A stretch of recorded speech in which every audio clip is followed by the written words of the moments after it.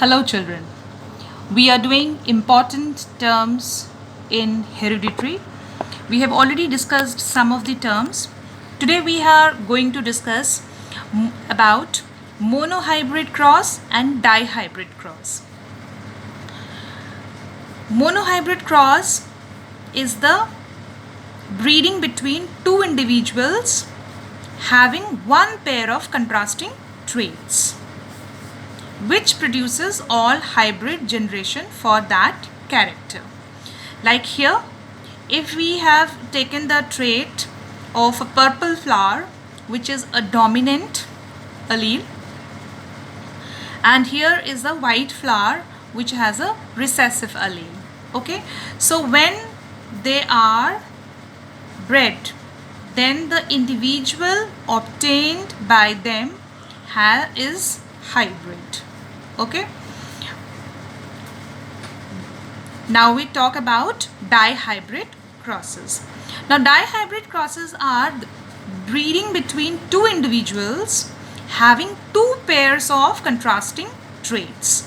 Now when we say two pairs of contrasting traits, it means like trait 1 we are taking color and the second we are taking shape of a seed.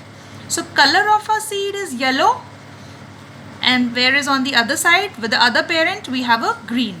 Then the shape of seed in one of the parents is round seed and in the other we have wrinkled seeds. So dihybrid crosses are between the two individuals having two pairs of contrasting traits, producing a generation in which all individuals are heterozygous for both the characters.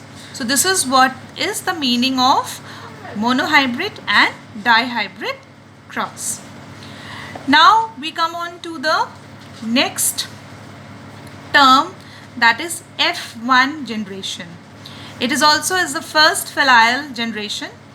This first hybrid generation produced in monohybrid or dihybrid crosses is known as first generation, whereas F2 generation, when the generation produced when the generation which is produced in the F1 generation, and then when the selfing is done of F1 generation, then the generation produced is called as F2 generation.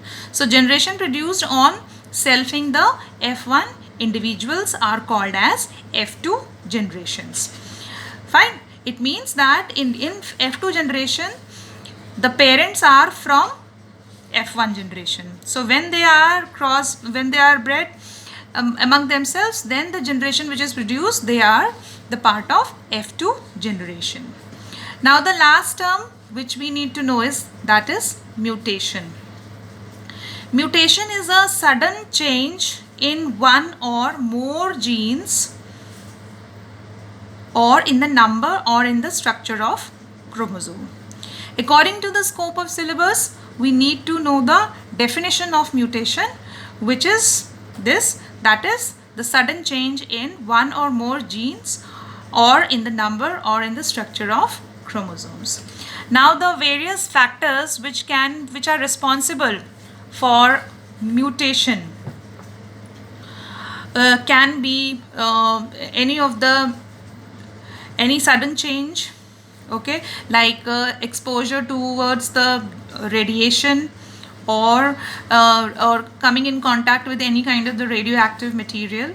These things can lead to mutation in human beings.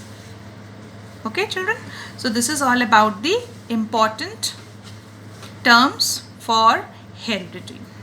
Okay, now we will understand about the types of chromosomes. Although we have done this in chapter 1, we will just see because it is required in this chapter 2. In human beings there are 46 chromosomes or 23 pairs. Now chromosomes are of two types, that is autosomes and sex chromosomes. Autosomes are 22 pairs of chromosomes out of 23, and the last remaining one pair is sex chromosome. The female zygote produced by after the fusion of male and female gamete which is produced is X and X, After the fusion of male and female gamete, okay, if it is the male zygote, then it is represented as X and Y. Okay, autosomes are kind of chromosomes which determine general body features like complexion, height, color, etc. Whereas sex chromosomes are the kind of chromosomes that determine the sex of an organism, that is male or female. So every human being has one pair of sex chromosome and 22 pairs of autosomes.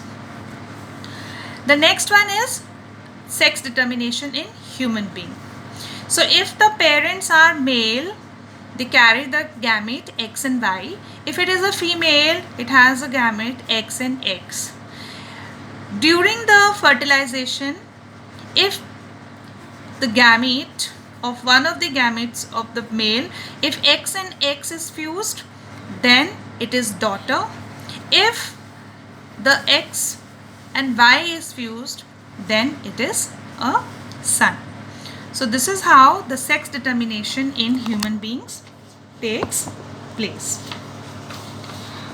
Okay, so the sex of child depends upon the kind of sperm that fertilizes with the egg.